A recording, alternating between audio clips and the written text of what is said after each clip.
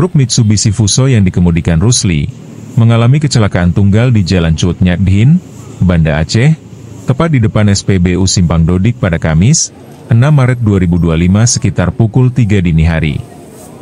Kasat Lantas Polresta Banda Aceh, Kompol Iqmal mengatakan, truk yang bermuatan inti sawit tersebut diketahui berasal dari Aceh Barat dan hendak menuju ke Medan, Sumatera Utara. Tidak ada korban jiwa dalam insiden tersebut, sopir juga ditemukan dalam keadaan selamat.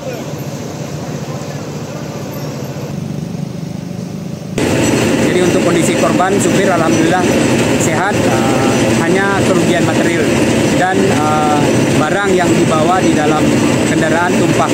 Mungkin proses evakuasi juga memakan waktu karena harus mengeluarkan isi truk terlebih dahulu baru dievakuasi.